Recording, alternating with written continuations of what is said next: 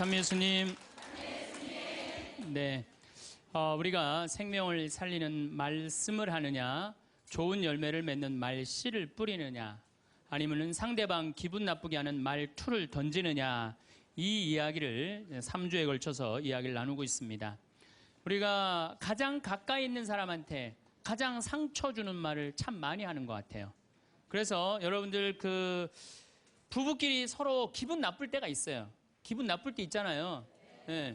그럴 때 이렇게 뭐 감정적으로 생각하거나 극단적으로 생각할 필요가 없을 것 같아요. 왜 그렇게 생각하실 필요가 없느냐면 지금 종자가 다른 종자가 이상한 행동을 하고 있다.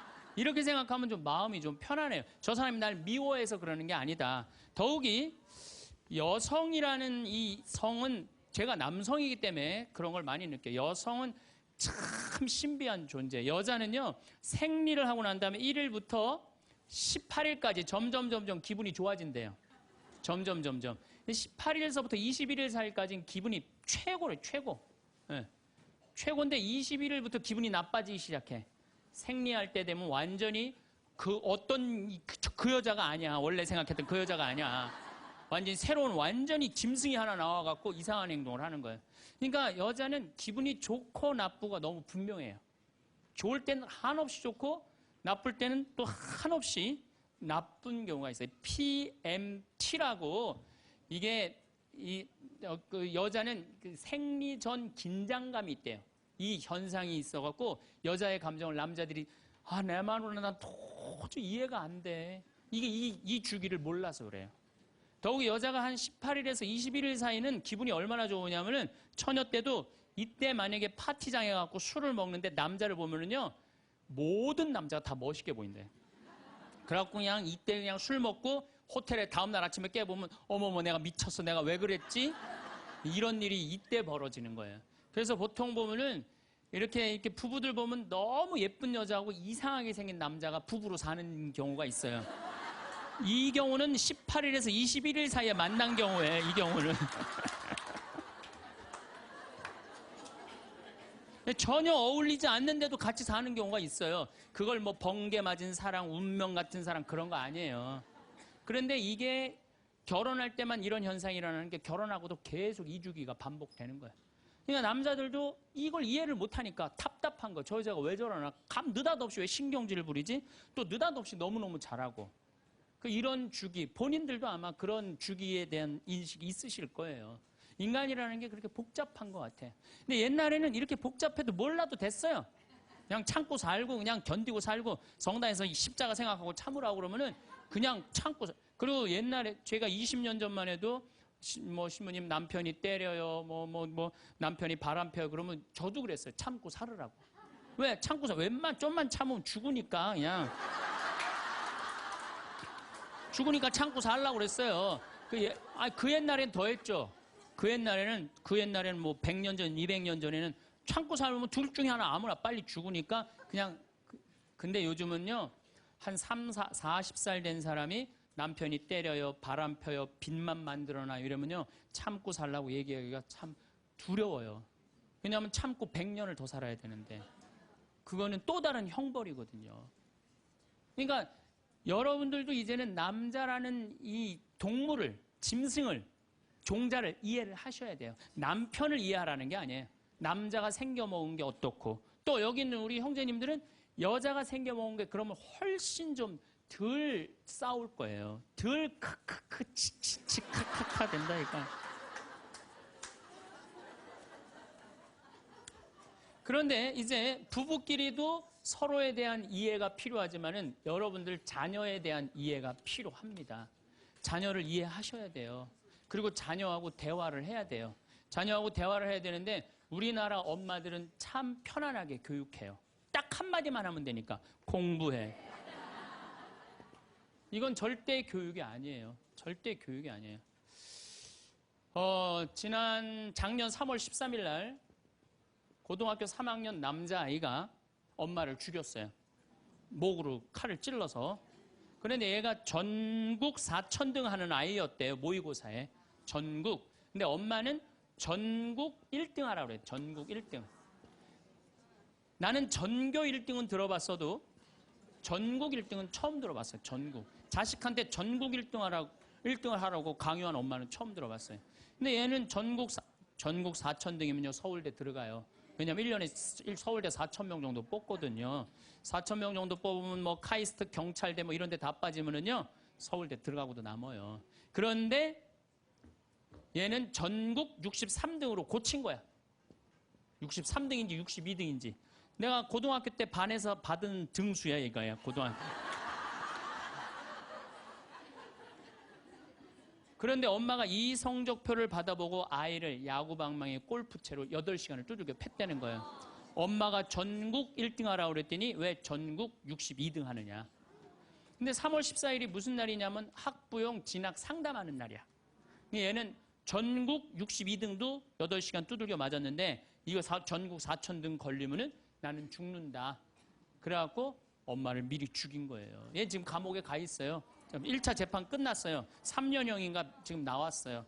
나는 얘는 엄마를 죽였다고 생각하지 않아요. 시험 감독관을 죽인 거예요. 시험 감독관을. 근데 우리는 자녀들한테 공부하라는, 왜 공부해야 되는지, 인생에 대한 철학, 삶의 진리 이런 얘기 전혀 하지 않아요. 그냥 무조건 공부하라. 무조건 공부하라 그래. 그러니까 애들이 왜 공부해야 되는지도 모르고 부모가 하라고 그러니까 지겨워도 하는 거예요. 그러니까 부모가 지겨운 거예요. 부모가 지겹고 부모하고 말을 섞기 싫고. 여러분들 맨날 초등학교 이제 한 5학년만 되면은 남편이 맨날 술 먹고 들어와. 남편이 요즘 경기가 안 좋아갖고 400만 원을 벌어야 되는데 150만 원밖에 못 벌어. 400만 원을 벌었는데 150만 원밖에 못 벌어. 그래갖고 남편이 걱정이 돼갖고 맨날 술을 먹고 들어와요. 그러면은 엄마가 한다는 소리가 그래요. 지겨워 죽겠어. 뭐하러 나하고 결혼했어. 술하고 결혼하지. 내가 이혼을 하든가 말든가 해야지. 아빠는 맨날 술 먹고 들어오고. 초등학교 5학년만 되면은 여자의 초등학교 5학년 애들 눈치가 빨라요. 아, 우리 집이 지금 심각하구나. 엄마 아빠가 곧 이혼하면 나는 엄마하고 살아야 될까 아빠하고 살아야 될까 고민해요. 아빠가 밤 10시에 술이 취해갖고 들어왔어. 그래도 딸이라고 아빠 들어왔냐고. 아빠 오셨어요? 아빠가 한다는 소리가 우리 딸 이리 와. 아빠가 안아줄게. 걱정하지 말고 넌 들어가서 공부해. 이 아빠가 다 알아서 할게. 아니 엄마는 이혼한다는데 뭘 다 알아서 한다는 거야. 근데 엄마는 지겨워 죽겠어. 내가 이혼하든지 말든지 이런 소리 하면요. 얘는 마음 잡고 공부 못합니다. 공부하란다고 공부하는 게 아니거든요. 정말 지혜로운 엄마는 어떤 엄마인 줄 알아요?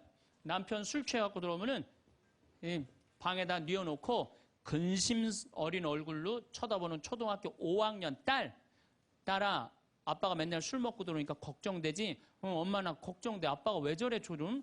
사실은 아빠가 요즘 경제가 좀 어렵잖니. 너도 알다시피 지금 유럽의 그리스 사태 터졌잖아. 그리고 이란 핵무기 때문에 지금 석유값이 자꾸 올라가고 있어. 그리고 미국은 리먼 브라더스 경제 위기가 왔잖아. 이렇게 어려운 경제 위기가 와서 아빠가 한 달에 400을 벌어야 되는데 150밖에 못 벌어. 근데 너도 알다시피 우리 핸드폰 네 식구 쓰면은 20만 원이야.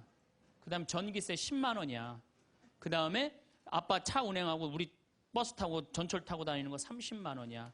우리가 라면만 먹고 살아도 60만 원이야. 네 학원비, 동생 학원비 50만 원 들어가. 그러고 난 다음에 우리 아파트 부금 100만 원 들어가.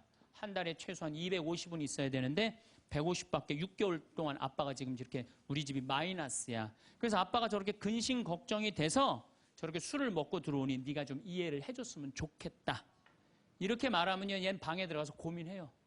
우리 집을 위해서 내가 도대체 뭘 해야 될까 고민해요. 그런데 우리는 자녀들한테 이런 얘기 일체하지 않아요. 일체하지 않고 너는 들어가서 뭐 하라고 그래? 공부하라고 그래. 그러니까 애들이 공부를 왜 해야 되는지 모르잖아요. 유대인들은요, 초등학교 1학년만 되면은 왜 우리가 이 초막절을 지내야 되는지, 왜 우리가 과월절을 지내야 되는지, 할머니 할아버지는 어떻게 살았고 엄마 아빠는 어떻게 살았고 다 얘기해줘요. 그러니까 우리나라 애들은, 이스라엘 애들은 초등학교 1학년 때도 철드는 거예요. 우리 역사, 이런 역사 안에서 내가 살아가야 되는구나. 제가 지난 3월 달에 내가 이제 다음 겨울에 12월 달에 그 강의를 이제 말씀을 드릴 거예요. 3월 달에 이스라엘에 초청을 받아서 갔다 왔어요. 근데 마침 내가 그 사막 체험을 했는데 그때 이스라엘의 영재 아이들이 거기 왔었어요. 천재 아이들이죠. 근데 이스라엘은 고등학교 3학년 18살만 되면요, 무조건 군대 가야 돼요. 3년. 남자고 여자고 다 3년. 근데 걔네들이 전부 다 의대 합격하네, 공군사관학교 합격하네, 다 그런 애들이야. 그래서 내가 물어봤어요. 니네들은 18살만 되면은 군대를 간다는데 너희들 정말 군대 가고 싶느냐? 내가 물어봤는데 걔네 눈빛이 반짝반짝 그러면서 나는 이 나라를 위해서 가겠다는 거예요. 그리고 그냥 가는 것도 아니고 반드시 가고 난 기쁘게 가겠다는 거예요. 얘네들은 역사, 의식, 가정의식 다 있는 거야. 우리나라, 그러니까 우리나라 애들은 20년 동안 역사 얘기도 안 듣고 사람 살아가는 도리 얘기도 안 듣고 무조건 뭐만 하라고 그래? 공부만 하라고 그래. 제가 얼마 전에 내 친구의 친구가 세상을 떠났어요. 근데 그 세상 떠난 사람 여자야. 근데 고등학교 2학년 딸이 있고 대학교 1학년 아들이 하나 있는 거야. 그런데 이 엄마가 딸을 깨워야지 딸은 일어나서 학교를 가는 거예요. 근데 10시가 됐는데 엄마가 안 깨운 거야. 엄마가 왜 나를 안 깨웠지? 10시가 됐는데 부엌에 가보니까 심장마비로 죽은 거예요. 심장마비로 죽었는데 아들이 이제 올라왔죠. 지방대학 다니면서. 아들이 올라왔는데 아들이 장례 때 하나 울질 않더래요. 우리 친구가 가서 보니까. 그리고 그냥 슬퍼하질 않더래요. 그런데 장례하는 날 아빠한테 그러더래요. 아빠, 나 내일 MT가 있는데 나 그거 꼭 가고 싶은데 나 어떻게 하면 좋으냐고. 나 내일 MT 가게 해달라고 그러더래요. 철이 안 들은 거죠. 그런데 여러분들, 얘가 철이 왜 없을까요? 누가 이렇게 철없이 키웠을까요? 부모가 철없이 키운 거예요. 뭐 하라고 그런 거야? 공부하라고 그러는 말 외에는 한 얘기가 없는 거예요. 공부하라는 얘기. 우리 집에 이 형제가 4형제. 근데 우리 둘째 형이 머리가 나빠요. IQ가 99에. 난 126인데. 근데 우리 둘째 형이 중학교 1학년 때 어느 날 갑자기 공부를 잘하는 거예요. 반에서 1, 2등을 하는 거예요. 그리고 좋은 고등학교 가고 좋은 대학 나와서 대기업 하고 요즘 아주 그냥 번듯한 회사의 사장이에요. 그래서 내가 3년 전에 형한테 물어봤어요. 형은 IQ가 자기 항상 그러니까 난 99밖에 안 된다고. 형은 IQ가 99밖에 안 되는데 왜 이렇게 공부를 잘하고 사회에서 이렇게 정말로 남들 부러워하는 자리까지 올라갔느냐고. 왜 IQ가 99밖에 안 되는데 왜 갑자기 공부를 잘하느냐고 내가 물어봤어요. 근데 형이 이런 말씀을 저한테 하더라고요. 형이 신부님, 내가 중학교 1학년 때 아버지가 간 수술했어요. 큰 간 수술을 했어요. 난 초등학교 4학년 때 기억나요. 아버지 병원에 가면 천도복숭아 따먹었던 거 기억나요. 그리고 아버지가 퇴원을 하고 다음날 허리를 구부리고 출근을 하시더래요. 근데 우리 형이 보니까 어머니가 그랬대요. 여보, 며칠 쉬었다가 나가라고. 그렇게 허리를 구부리고 어떻게 출근을 하느냐고. 근데 아버지가 그러더래요. 나는 내 자식 먹여 살리고 공부시키려면 오늘부터 나가야 된다고. 그 일주일 동안 이 99짜리 IQ가 지켜본 거예요. 일주일 동안 지켜보면서 자기가 그런 생각을 했대요. 내가 저 아버지를 위해서 해야 되는 건 공부다. 그래갖고 이 99 IQ가 코피가 터져가면서 공부를 한 거예요. 근데 그 아들은 내가 봐도 그때부터 효자인데 지금까지도 효자예요. 왜? 부모의 삶에 동참했기 때문에. 여러분들은 자녀를 여러분들의 삶에 얼마나 동참시키세요? 어제 내가 평창에서 강의를 했는데 할머니 한 분이 평생 한 번도 그런 얘기 안 했대, 자식한테. 먹여주고 재워주는 거 외에는 한 게 없다는 거예요. 여러분들, 개는요, 10마디 알아듣는데요. 기다려, 앉아, 손, 엎드려, 이 정도 알아듣는데요. 그리고 원숭이는 한 30마디 알아듣는데 자기네들끼리도. 사람은 적어도 하루 한 집에서 살면서 10,000마디는 해야 된대요. 근데 우리가 자녀들한테 무슨 얘기해? 일어나, 밥 먹어, 학교 가, 숙제, 공부해, 시험은 10마디 정도밖에 안 한 거야, 20년 동안.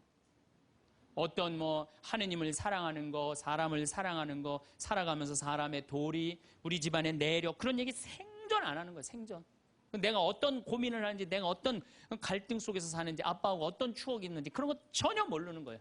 밥만 먹여주는 그러니까 10마디 이상 안 한 거예요. 그냥 내가 자녀를 키우면서 계속 들어가서 공부해 10마디 이상 안 한 이 집은 무슨 집이냐? 개 같은 집이에요. 개 같은 집. 사람 집이 아니에요. 사람 집이 아니에요. 다정한 대화를 할 수가 없는 거야. 그러니까 우리 이 둘째 아들은 정말 그때부터 지금 나이가 50이 넘었는데 아직까지도 효자예요. 그래서 내가 이렇게 나보다 신부가 됐으면 더 잘 살았을 거예요, 둘째 형이. 근데 큰 형은 이제 우리 어머니 아버지가 휴가를 이제 우리 생태마을, 요즘은 이제 거의 못 오시는데 휴가를 오면 이제 누나, 큰아들, 둘째 아들이 돌아가면서 모시고 와요. 근데 이제 큰아들도 자기도 조그만 공장을 하는데 막 이제 바쁘니까 바쁜 와중에 어머니, 아버지 모시고 오는 거 아니에요. 오다가 어머니가 아이고 얘야 묵주를 까먹었다 그러면 신경질을 부린대요. 바빠 죽겠는데 어떻게 하라고 그러냐고 지금 일주일만 손가락으로 하고 오라고 그냥. 그런데요. 근데 둘째 아들은 어머니가 딱 이제 아들 둘째 아들이 태우고 평창에 오다 얘야 묵주를 까먹었다. 그럼 둘째 아들은 그런데 우리 어머니가 저한테 해준 얘기예요. 어머니 걱정하지 마세요. 톨게이트 앞에서도 그런데 어머니 걱정하지 마세요. 차 돌리면 되죠 뭐. 그리고 그 차를 돌려갖고 30분 동안 집에 가서 그 묵주를 찾아서 모셔다 드린다는 거예요. 그러니까 부모가 불편한 게 싫은 거야. 왜? 이 자식은 중학교 1학년 때부터 누구의 삶에 동참한 거야? 부모의 삶에 동참한 거야. 여러분들은 자녀들을 언제부터 삶에 동참시켰어요? 부모가 속이 썩는지 아빠가 힘든지 고통스러운지 그런 건 하나도 얘기 안 하잖아요. 그리고 너는 뭐만 하면 돼? 공부만 하면 되는 거야. 저는 요즘 우리 사회가 지금 굉장히 거칠다 그래요. 왕따, 그 다음에 학원 폭력, 성폭력, 굉장히 뭐 아주 충격적인 사건들이 많이 벌어지잖아요. 내가 보기에는 이거는 다 집안에서 교육이 잘못, 말이 안 통해서 그래. 부모가 진리를 애들한테 알려줘야 될 거 아니야, 진리를. 그리고 하느님의 사랑도 알려줘야 되고. 근데 그런 얘기 생전 안 하는 거예요. 저는 요즘 무슨 대책 막 낼 때 정말로 한심해요. 그런 대책으로는 해결이 안 돼요. 저는 중학교 때 성당을 이틀 갔어요. 토요일 날, 일요일 날. 뭐 이틀 간 게 아니라 6일이면 6일 다 갔죠. 7일이면 7일 다 갔어요, 성당. 매일 가서 성당 살았어요. 그 성당 가면은 매일 교리 배우고, 거룩한 거 배우고, 진리 배우고, 사람 사랑하는 거 배우고, 사람 배려하는 거 배우고, 그랬잖아요. 학원이 무슨 학원이야. 토요일 날이는 맨날 친구들하고, 이 순교자 성월에는 유대철, 내가 그때 주인공 됐었어. 유대철. 연극하고, 성탄 때는 또, 저기 뭐 성가 연습하고, 문학적으로, 심성적으로 신앙생활을 했을 때는 아이들이 거룩하고, 그 중에 또 뭐 신학교 간 뭐 학사님 있으면 그 학사님 너무너무 부러우면 나도 한번 신부로 살아볼까? 또 수녀원 간 사람 있으면 또 이 여자아이들도 나도 저렇게 아름다운 수도자로 살아볼까? 그런 문화가 있었다고요. 근데 우리 천주교만 그런 게 아니라 자라보면 교회 다니는 애들, 절에 다니는 애들 다 그렇게 자랐어요. 그러니까 심성이 예쁘게 자라는 거죠. 근데 요즘 애들은 뭐만 해요? 공부만 해요. 그러니까 심성이 예쁘게 자랄 수가 없는 거예요. 아무리 대책을 발표해봐요. 소용이 없는 거예요. 그래서 나는 진짜 똑똑한 정치인이라면은 토요일 날, 일요일 날 신앙생활 하게 해야 돼요. 똑똑한 정치인들이라면. 그 문화생활 하게 해야 돼, 애들이. 절대 공부를 하면 안 돼요. 토요일 날, 일요일 날은. 그렇게 자라면은 우리 사회가 굉장히 건강해지고 거룩해지고 진리가 충만한 나라가 될 거예요. 공부한다고 되는 일이 아니에요. 공부한다고.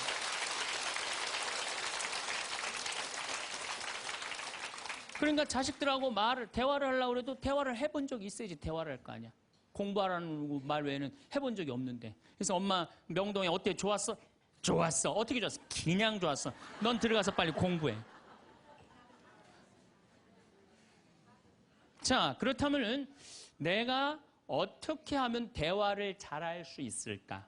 말을 잘할 수 있을까? 첫 번째, 들어라.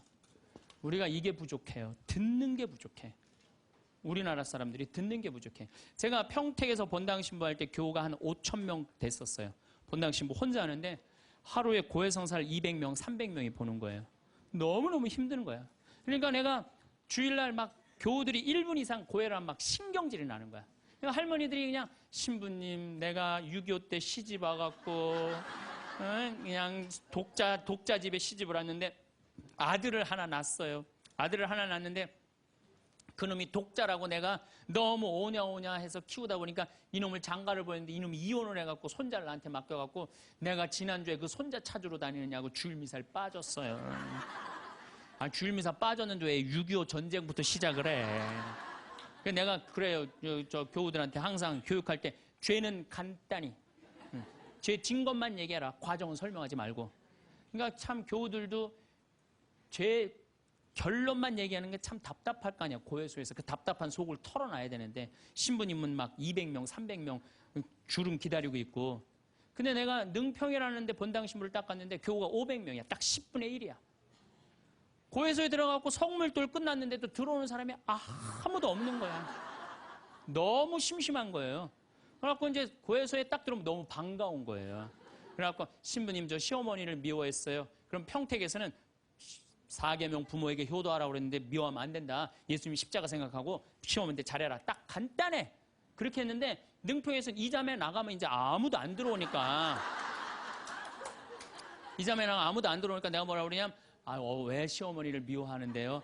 아이, 뭐 내가 시집을 왔더니 그냥 손자하고 그냥 고모하고 그냥 남편만 하고 나는 그냥 완전 식모 취급하고 친정에도 못 가게 하고, 그러면 안 되지. 그 시어머니 며느리한테 밥 얻어먹으면서 정신 나간 시어머니네? 그러면은 그 자매가 신이 나는 거지. 신이 그것뿐만 아니라 내가 혼수살림 얼마나 구박을 많이 받았는지 몰라요. 그러면은 내가 이제 정말 늙으면 그거 정말 다 그래. 하여튼 자매님 참 그런 집에서 힘들게 산다 그러면 막 눈물 콧물 흘려가면서 시어머니 욕을 바가지로 해요. 그러면서 자매가 신부님 이렇게 시어머니 욕해도 되느냐고, 걱정하지 말라고. 여긴 비밀이 지켜지는 데니까 걱정하지 말라고. 한 20분 정도 막 시컷 시어머니 욕하면은요, 대부분의 며느리들이 뭐라 그러냐면, 신부님 꼭 시어머니가 있어서 불편한 것만은 아니에요. 시어머니가 애도 봐주고 반찬도 이런 거 저런 거 해줄 때는 나 너무너무 좋아요. 그런 것도 있어요. 예. 신부님 이번 사순절을 맞이해서 내가 우리 성가정 만들려니까 내가 시어머니한테 내가 잘할게요. 뭐 잘하면 좋죠. 반찬도 맛있게 하고 한 번 더 웃으면서 얘기할게. 훌륭하십니다. 나는 한 게 아무것도 없어. 그러느냐고. 그러면 자기가 고해하고, 자기가 훈화하고, 자기가 보속하고, 자기 결심까지 다 하기가 나가. 말은요, 들어주기만 하면 돼요. 여러분들 친구들하고 무슨 상담할 때 지적질할 필요 하나 없어요. 나이 50, 60 넘어갖고 너 그러니까 네가 그 꼴로 사는 거야. 그러면 자기 속 얘기하는 사람이 너 그러니까 그 꼴로 사는 거야. 그럴 때 맞아. 내가 그래서 내가 이 꼴로 사나 보다. 그럴 것 같아. 기분 나빠할 것 같아요. 당연히 기분 나빠하죠. 당연히. 우리 집에 많은 그 중고등학교 학교 다니기 싫어하는 애들을 데리고 와요. 요즘 내가 바빠서 거의 상담을 못 하는데 데리고 오면은 얘가 학교를 안 간다는 거예요. 중학교 2학년, 3학년 애가 학교를 관두겠다는 거예요. 그러면 내가 많은 경우 상담을 하면은 거의 90%는 그랬던 것 같아요. 너 학교 많이 다니기 싫으니? 네, 다니기 싫어. 그럼 관둬. 뭐 다니기 싫은데. 신부님한테 다니라고 설득하러 데리고 왔는데 신부님이 뭐라 그래? 나는 이제 그렇게 마음 먹고 애가 오는 거예요. 저 엄마가 날 저기까지 데려간 거는 나를 학교를 다시 다니게 설득을 시키려고 저 신부를 만나게 해주는구나. 근데 내가 관둬. 뭐하러 다녀? 내가 엄마한테 자세히 얘기해 줄 테니까 너 관둬. 근데 왜 다니기 싫은데 이유가 뭐야? 그럼 공부도 따라가기 힘들어. 그래, 맞아. 한번 따라지면 그거 못 따라가. 너 있잖아. 너는 머리로 살 놈이 아니라 내가 보기엔 몸으로 살 놈이다, 너. 너 우리 생태마을에 와갖고 농사나 져라. 그러면 이제 자기 친구 얘기, 부모한테 섭섭한 얘기 다 해요. 그럼 얼마나 힘들었겠니? 너 수업 시간에 조는 이유가 있지. 이해를 해야지 알아서 볼 거 아니야. 이해도 안 되는데 눈 뜨고 쳐다보고 있는 거 쉽지 않지. 신이 그거 어떻게 알았냐. 다 내가 옛날에 해봐서 알아. 한 1시간 동안 얘 공감, 동감 해주고 고개만 끄덕여주면요. 얘네들이 거의 끝날 때 뭐라 그러는지 알아요? 신부님 막 그래도 아무리 생각해봐도 중학교는 졸업해야 될 것 같아요.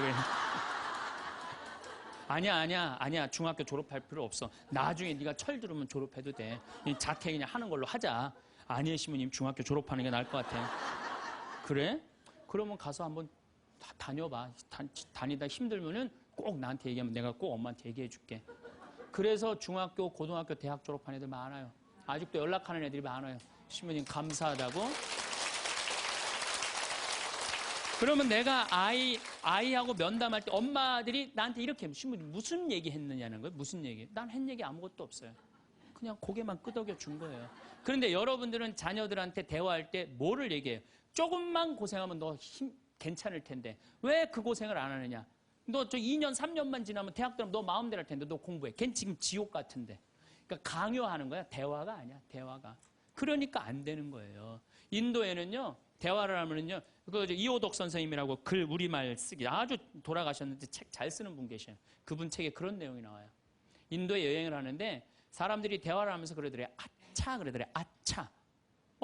얘네들이 우리나라처럼 뭐 물건 까먹어 아차 그러나 그랬대요. 근데 학교 수업에 갔는데 애들이 선생님을 보고 아차 그러더래요. 그래서 그게 무슨 뜻이냐 그러니까 내가 지금 네 이야기를 들어주고 있으니까 네 말이 맞다라는 뜻으로 내가 아차 해주는 거. 네 말이 사람이 지금도 고개를 끄덕이는 분데 그게 참 중요해요. 고개를 끄덕이는 게 중요한 거예요. 그래서 나는 이렇게 교우들이 상담하거나 우리 신부들이 가끔 상담 올 때도 있어요. 특히 신부들이 상담 올 때는 내가 거의 말 안 해요. 자기네들 다 하니까 고개만 끄덕여 주는 거예요. 고개만. 그럼 뭐 관두겠다 뭐 이런 신부들도 그냥 계속 고개만 끄덕여주는 거예요. 한 3시간, 4시간 계속. 그러면 3시간, 4시간 정도 이제 가겠다고 일어나잖아요. 그럼 내가 못 일어나요. 너무 흔들어갖고 어지러워서. 그런데 놀랍게도 답을 찾아가는 신부들이 많아요. 답을 찾아가서 사제로 잘 살아요.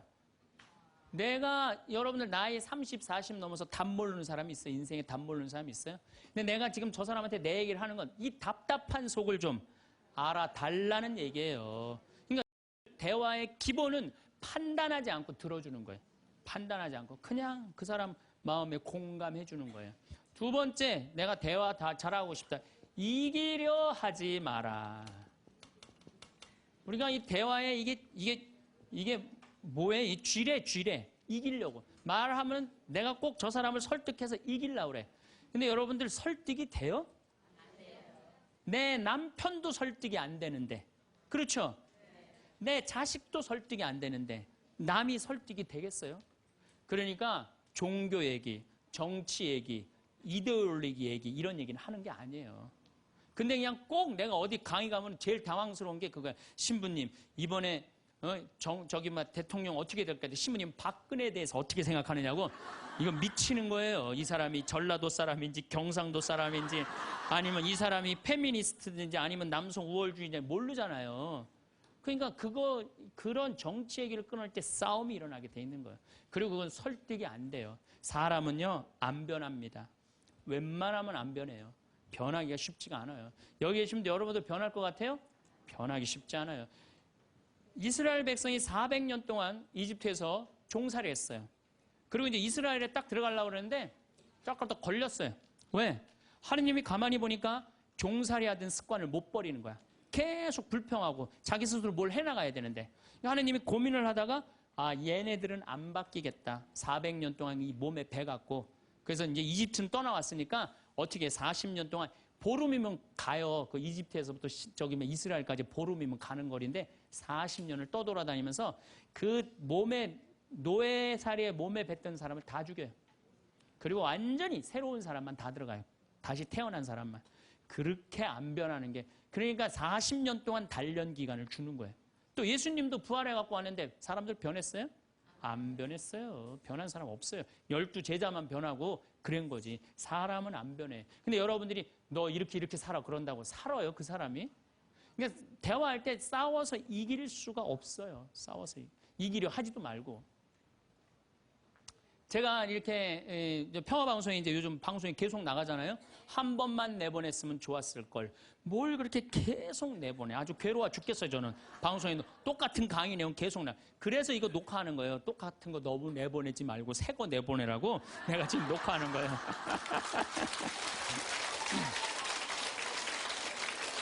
그런데 우리 PD님이 나한테 그러는 거예요. 신부님 시청률이 1위라는 거예요. 정말 기분이 좋더라고요. 그리고 이제 평화방송 다시 보기에도 보면은 뭐 댓글이 뭐 고맙다 뭐 막 쫙 올라와 있어요. 자긴 종교가 다른데도 내 걸 본대요. 그런 분들도 많아. 그런데 딱 한 사람이 천주교 성직자 맞음 이렇게 썼어요. 성직자 맞음 이렇게 썼어. 기분 굉장히 나쁘게. 왜? 내가 행복농 강의하면서 평화방송 다시 보기를 하면 1,000원을 내야 돼요. 1,000원을 받으면서 내가 행복농 강의하니까 너 가증스럽다 이거야. 너 성직자 맞냐 이거야. 천주교 신부 맞느냐 이거예요. 그러니까 네가 진짜 행복농 강의 제대로 하려면 받지 말아라 이거예요. 근데 나는 안 받아요. 평화방송이 받는 거지 나는 안 받아요. 나 거기서 받아갖고 평화방송에 나 돈 한 푼도 안 줘요. 그리고 300K로 보면 무료로 볼 수 있어요 또. 그 사람은 내가 싫은 거야. 내가. 그냥 본질적으로 싫은 거야 내가. 그러니까 성직자 맞음하고 쓴 거야. 근데 그 밑에 댓글을 써서 내 팬들이 막 신부님 돈 안 받는다. 평화방송도 해명을 했어요. 신부님 한 푼도 돈 안 간다. 그래도 아무 소리도 없는 거야. 그러니까 그 사람 내가 싫은 거예요. 그 싫으니까 성직자 맞느냐고 한 거야. 자, 내가 그걸 읽어보고 막 화가 나서 100명이 다 칭찬하는데 한 명이 나 욕하면 신경질 나잖아요. 그래갖고 내가 밑에 댓글에다가 너 나하고 한 번 만나서 싸우자. 나 돈 안 받는다. 나한테 사과해라. 그래야 될 것 같아요? 무시해야 될 것 같아요? 그걸 잘 아는 사람들이. 아니 무시해야 되는 걸 그렇게 잘 아는 사람들이 주위 사람들한테 그렇게 싸워서 이기려고 그래요. 우린요 인생을 살아가다가 무시해야 되는 사람들이 참 많아요. 여러분들 야구 아시죠? 야구. 투수가 있고 포수가 있어요. 그렇죠? 타자가 있어요. 타자가 이제 좋은 타자는 어떤 타자냐면은 하늘로 올라가는 볼을 치는 타자가 훌륭한 타자입니까? 땅으로 떨어지는 볼을 치는 타자가 훌륭한 타자입니까? 와일드 피치라고 완전 뒤로 빠지는 볼을 치는 타자가 훌륭한 타자입니까? 아니면 스트라이크를 제대로 골라서 이 스트라이크를 치는 타자가 훌륭한 타자입니까? 그렇죠. 스트라이크 들어오는 걸 쳐도 3할 10번 중에 3번을 못 쳐요. 하늘로 솟는 거, 땅으로 떨어지는 거, 뒤로 빠지는 거 이런 거는 골라내야 돼요. 근데 우리 인생도 마찬가지예요. 만나는 사람이 다 스트라이크예요? 만나는 사람, 어떤 사람은 하늘로 솟는 볼이 있어요, 없어요? 땅으로 떨어지는 볼이 있어요, 없어요? 뒤로 빠지는 볼이 있어요, 없어요? 볼들이 많아요. 그 볼마다 쫓아다니면서 다 치면요, 이 사람 타자 자격 없어요. 여러분들 인생 살아가면서요, 스트라이크만 골라 쳐도 3할을 못 쳐요. 그러니까 10명 중에 만나는 사람 3명 마음 맞는 사람 만나기 쉽지 않아요. 그 3명만, 예, 아멘 다시 한번 해보세요, 그럼.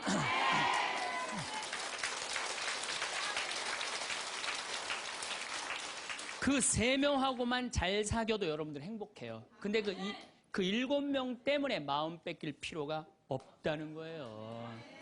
그래서 여러분들 가만히 생각하면 성당에 보면 볼 많아요.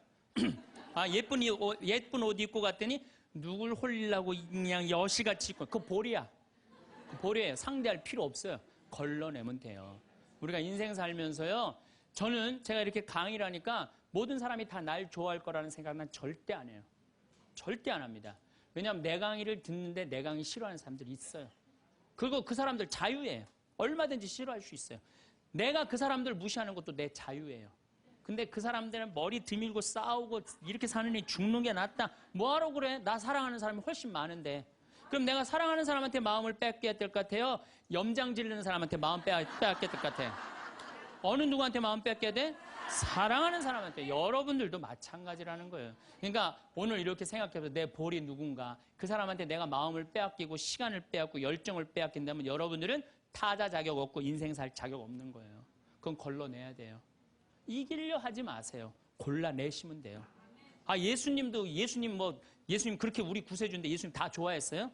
멱살 잡고 돌 던지고 막 이랬어요. 예수님도 마지막 침 뱉고. 그러니까 우리들이 모든 사람한테 사랑받으려고 그럴 때 그때 미치는 거예요. 네. 날 사랑하는 사람도 있고 사랑하지 않는 사람도 있고. 반대로 뒤집어서 얘기해 봅시다. 여러분들 다 사랑해요? 아니요. 여러분들 마음에 안 드는 사람 있어요, 없어요? 있어요. 남들도 똑같은 거예요. 그렇게 생각하면 스트레스 받을 일이 하나도 없죠. 네. 그냥 내 맛있는 거 집 잡혀서 사 먹으러 다니면 돼. 자, 세 번째, 대화를 잘하려면 지는 법을 배워야 돼요. 이기려 하지도 말지만 지는 법을 배워야 돼. 여러분들 우리가 살아가면서 이걸 대한민국이 못해요.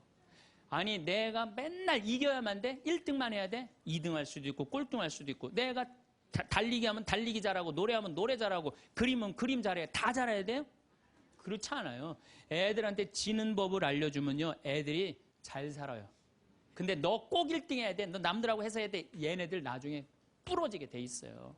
지는 법을 가르쳐. 제가 이제 호주에 이제 강의 갔다가 우리 생태마을에 여름에 환경 교육을 해요. 아이들이 한 300명 정도 왔어요. 주일미사 이제 딱 토요일 날 들어와서 주일미사를 딱 하는데 300명이 앉아서 미사를 하더라고요. 근데 미사를 하는데 우리 생태마을은 여름에 더우니까 우리가 아이스크림을 직접 만들어서 판매를 해요. 애들. 그러니까 애들이 이제 아이스크림 사 먹는 재미로 그냥 왔다 갔다 하잖아요. 근데 이제 이 300명이 주일날인데도 불구하고 아이스크림 사 먹느냐고 돈을 다 써버린 거야. 주일날 미사를 하는데 헌금을 하는데 헌금을 안 하는 거예요. 300명이 전부 다 헌금 봉투를 다 패스를 하는 거예요. 그런데 원주교구 구곡성당 아이들이랑 대구교구 무슨 산지성당, 성지성당인가 두 성당 50명만 헌금을 다 하는 거예요. 얘네들은 헌금을 남겨둔 거죠. 남겨두고 헌금을 계속 하더라고요. 나는 이렇게 앉아서 보는데 걔네들이 너무 예쁜 거예요. 그 먹고 싶은 아이스크림을 안 먹고 헌금을 하니 얼마나 예뻐요. 하느님 생각을 가만히 해봐서 하느님이 쟤네들이 얼마나 예쁠까, 감사하다고 헌금을 바치니. 그래서 내가 이제 공지사항 때 너희들은 아이스크림도 안 사 먹고 이렇게 헌금을 하니 너무 기특하다. 너희들 신부님이 아이스크림 교환권 2,000원이거든요. 이거 하나씩 다 선물로 줄게. 다 선물로 줬어요. 선물로 줬는데 250명이 뭐라 그러냐면 이러는 거예요. 자기네들은 못 받는다 이거야. 얘네들은 헌금을 해갖고 내가 선물로 주고 싶었는데 250명은 싫은 거예요. 근데 제가요, 신부 생활 20년 하면서 뭐 성당에서 뭐 프로그램 할 때 상 줄 때요, 박수 치는 경우를 본 적이 없어요. 전부 애들이 다 그래요. 내가 1등 아니면 다 싫은 거예요. 그러니까 지는 법을 안 가르치는 거죠. 축하해 줄 일 아니에요? 쟤네들 헌금 내갖고 저렇게 좋은 선물을 받는구나. 박수 쳐줄 일 아니에요? 그래갖고 내가 열받아갖고 생명을 살리는 말씀, 내 CD죠. 15,000원짜리. 이번 확 뛰었어. 15,000원짜리. 이거 니네들 엄마한테 다 갖다 줘, 엄마 아빠한테. 뭐라고 갖다 주냐면 내가 헌금 냈더니 신부님이 선물 줘서 엄마 아빠한테 갖다 주라 그래요. 이 집은 뭐가 되는 집이야, 이 집들은. 그랬는데 못 받는 애들이 더 크게 그러더라고요. 그래서 내가 한마디 했어. 니네들은 하느님한테 바치는 거 아무것도 없이 그냥 받으려고 그래? 얘네들은 먹고 싶은 거 안 사 먹고 바친 거야. 남이 잘 되는 꼴을 못 봐요. 우리나라 지금 분위기가 그래요. 난 요즘 이 선거철 보면서 정말 가슴 아파. 머리 꼭대기부터 지는 법을 못 봐요. 자기가 떨어지면 무슨 욕을 해서라도 핥혀내야 돼. 받아들이질 못해. 그러니까 머리 꼭대기부터 밑에까지 지는 법을 안 가르치니까 우리 사회가 무슨 뭐 타협이 없어요. 죽기 아니면 까무러치기야. 한 발 양보하는 게 없어. 그래서 대화가 말이 안 통하는 거야. 지는 법을 안 가르치니까. 네 번째, 한쪽 말만 듣고 판단하면 바보 되기 쉽다. 이게 특별히 우리 교회에서 그래요. 한쪽 말만 듣고 판단하는 경우 너무 많아요. 그렇죠? 내가 막 신부 됐을 때 우리 자매들이 신부님, 나는 남편이 때리고 바람 피고 술 먹고 빚지고 너무너무 불쌍하더라고요. 왜냐면 얼마나 불쌍해. 여자가 시집으로 왔는데 남편이 때리고 바람 피고 빚지고 기쁨이 하나도 없잖아요. 막 그것도 여자가 이쁜 여자가 울면 더 이쁘잖아 또 막. 그래갖고 정말 이렇게 불쌍한 자매 어떻게 하면 좋은가. 마음이 안타까웠어요. 이 어떻게 도와주면 좋은가. 근데 한 10년째 됐는데 어떤 자매 하나가 성당 활동을 열심히 하는 자매 하나가 남편도 내가 보기엔 굉장히 젠틀한 사람이야. 괜찮은 사람이야. 근데 해가 어스름하게 지는데 성당 마당에서 울면서 신부님, 나는 겉보기에는 멀쩡해도 속으로는 시어머니, 시아버지, 남편 때문에 속이 썩는다고. 이 자매가 이렇게 어려운 가운데서도 반짝반짝 웃으면서 교회 봉사를 했구나. 마음이 짠하더라고. 그래서 이 자매를 한번 꼭 끌어안아줘야 되나 어떻게 되나 막 고민을 하고 있는데 그날따라 남편이 퇴근을 하고 성체조부에서 성당에 오는 거예요. 멀리서 남편이 보이는데 막 울다가 남편 욕하고 시댁 욕하다가 이 자매가 눈물을 싹 훔치더니 그 우는 모습은 온데간데 없이 반짝 웃으면서 자기야 웬일이야 그래서 막 뛰어가더라고요. 내가 그날 이후부터 여자의 눈물은 한쪽 눈물만 믿어요. 아직 누구 얘기 안 들어봤어? 남편 얘기 안 들어본 거예요. 남편 얘기. 그리고 내가 이제 신부된 지 20년 되는데 내가 요즘 깨달은 게 있어요. 부부 문제는 껴드는 게 아니야. 부부 문제 누구만 알아? 부부만 아는 거예요. 부부만 해결해 준다고 껴들 일이 아니더라고요. 부부만 아는 거야.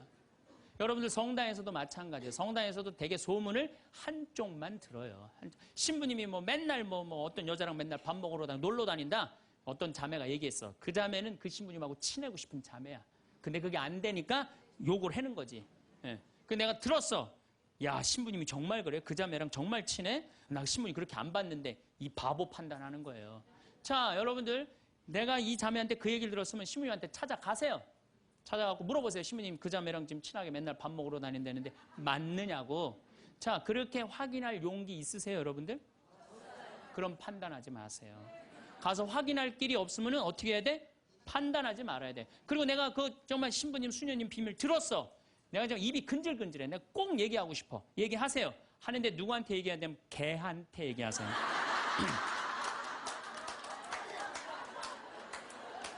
걔한테 얘기하세요. 걔는 말을 옮깁니까? 안 옮깁니까? 안 옮겨요. 사람은 옮겨요. 그래갖고 그 공동체를 깨트리는 경우도 많아요. 그 공동체를 깨트리는. 우리가 신앙생활하면서 얼마나 잘못하는 것 중에 하나가 한쪽 말만 듣고 판단하는 거. 그래서 신앙생활하는 사람 머리가 더 복잡해. 너무나 이상한 소리를 많이 들어갖고. 제가 미국에 강의를 갔는데 자매들이 그러는 거야. 어떤 유명한 신부님이 은퇴하고 장가를 갔다는 거예요. 그래서 아니, 그분이 장가 갈 분이 아닌데 내가 그래. 근데 또 갔는데 또 이번엔 또 다른 대학 유명한 교수 신부님이 은퇴해갖고 장가를 갔다는 거예요. 둘 다 장가를 갔다는 거예요. 여자를 알기를 돌같이 보던 분들인데. 그래서 나는 속으로 아니 그분들이 은퇴할 분 장가 갈 분들이 아닌데. 그래갖고 내가 이번에 1년이 지나고 난 다음에 동창 신부들 모여갖고 나 미국에 가고 이런 얘기를 들었다. 그랬더니 한 동창 신부가 그런 얘기를 무슨 소리야. 지난주에 나하고 같이 미사 봉헌하고 신부님이 성서 강의했는데. 그러니까 멀쩡하게 성서 강의하는 신부님이 미국에서는 지금 관도하고 장가가 있어 지금. 우리가 얼마나 신앙생활하면서 이 잘못된 소문에 우리 영혼이 망가지는지 몰라요. 그러니까 한쪽 말만 듣고 판단하면 뭐가 되기 쉽다? 바보 되기 쉽다. 5번째, 끝을 좋게 맺어라. 이 무슨 얘기냐 하면은 끝을 좋게 맺어라. 이 무슨 얘기냐면 여러분들 사람이 살아가다 보면요 사이 나쁠 때가 있어요. 친한 친구인데 결국은 재산 문제 때문에 법원까지 가갖고 법원에서 재산 주고받고 이게 끝났어. 헤어질 때 뭐라고 헤어져요? 야, 우리가 그래도 30년 동안 친구인데 이렇게 좋지 않은 일로 법원까지 왔는데 이렇게 결정이 났으니 너 다음에 어딜 가도 행복하게 살았으면 좋겠다. 다음에 볼 때 우리 웃으면서 만나자. 이렇게 헤어져야 돼요. 아무리 속이 뒤집어져도. 근데 우리는 뭐라고 헤어져요? 너 밤길 조심해. 내가 언젠가 너 가만히 안 놔둘 거야. 이거는요 정말 어리석은 거예요. 또 어떤 사람이 맨날 술 먹고 막 바람 피다가 죽었어. 50살에. 그 집 애 때리고 부인 때리던 사람이 죽었어. 이제 초상집에 가서 위로해 준다고 그렇게 술 먹고 바람 피고 애들 때리더니 잘 죽었다. 니네들 고생 끝났다. 니네들끼리 행복하게 살아라. 이렇게 말한다고 그 자식이 행복해 할 것 같아요? 그래도 자기 아버지인데. 이렇게 말해야 돼요. 그래도 네 아버지가 이 시대의 풍류를 알던 사람인데 너무 안타깝다. 얼마나 멋있는 사람이었는데 정말 마음이 아프다. 아버지 좋은 데 가시게 이제 정말 저 세상에서는 정말 아무 거침없이 행복하게 살 수 있도록 우리 기도해주고 축복해주자. 그 너희들은 정말 행복하게 살았으면 좋겠다. 아다르고 어달아요. 아다르고 어달라요. 나는 정말로 2000년 동안 말 진짜 못하는 놈 한 놈 알고 있어요. 이놈이 어떤 놈이냐면 십자가 왼편에 매달린 이 왼편의 강도 진짜 말 못하는 놈이에요. 이놈이 이제 십자가 못 박혀 죽을 자기도 괴롭고 아프기 힘들겠지. 그렇지만 그렇게 말하면 안 되지. 가운데 구세주라는 분한테 뭐라 그래? 네가 무슨 구세주냐? 네가 진짜 구세주면 너도 살리고 나도 살려봐라. 너 구세주도 아니다 이거예요. 그러니까 예수님도 지금 십자가에 못 박혀가고 아파 죽겠는데 이놈이 이상한 소리 하니까 대꾸를 해요 안 해요? 대꾸를 안 해요. 근데 난 2000년 역사상 진짜 말 잘하는 사람 한 사람 알고 있어요. 이게 누구야? 오른편에 있는 강도예요. 오른편에 있는 강도가 뭐라 그래? 야 이놈아 너하고 나하고는 죽어도 싸. 근데 이분은 가난하고 병든 사람 전부 다 함께하고 병 고쳐주고 함께했던 분인데 네가 무슨 자격이 있어 그런 말을 해. 그래 한마디 더 해. 주 예수님 마지막 날 저를 기억해 주십시오. 그러니까 왼편에 있는 놈한테는 대꾸도 안 하던 예수님이 가상칠언이라고 십자가에서 7가지 중요한 말을 해요. 다 이루었다.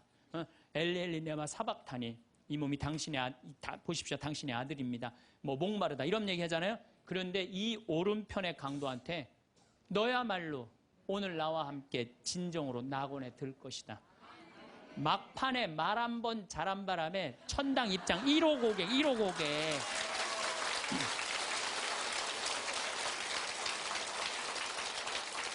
여러분들 우리가 사람이라는 것이요 이 말이요 복을 불러일으키기도 하고 화를 불러일으키기도 해요.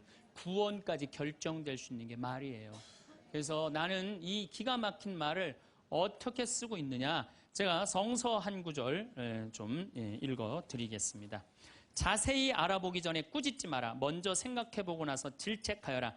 듣기 전에 대답하지 말고 남이 말하는 도중에 끼어들지 마라. 너와 상관없는 일로 다투지 말고 죄인들이 시비를 가릴 때 자리를 함께하지 마라. 꼭 성당에서 신부님 욕하는데 모여갖고 그냥 같이 하는 사람들 위험한 데 앉아 있는 거예요. 죄인들이 시비를 가리는데 자리를 같이 하지 말아요. 하지 마세요. 빠져나오세요. 예, 그건 하느님이 판단할 일이지 여러분들이 판단할 일은 아니라는 거예요. 혀를 절제하는 이는 갈등 없이 살고 뜬 소문을 싫어하는 이는 잘못을 덜 저지르리라. 절대 말을 옮기지 마라. 아무것도 잃는 것이 없으리라. 말을 안 옮기면 잃는 것이 없어. 말을 너무 옮기고 싶어. 누구한테 얘기해? 개한테 얘기하세요. 개한테. 어떤 말을 들었으면 죽을 때까지 묻어두어라. 이게 집회서에 나오는 말씀이에요. 여러분들 저 사람 판사인데 이 둘째 부인 아들이래. 내가 알고 있어. 근데 그걸 얘기를 해야 될까요? 죽을 때까지 묻어둬야 될까요? 죽을 때까지 묻어둬야 돼요.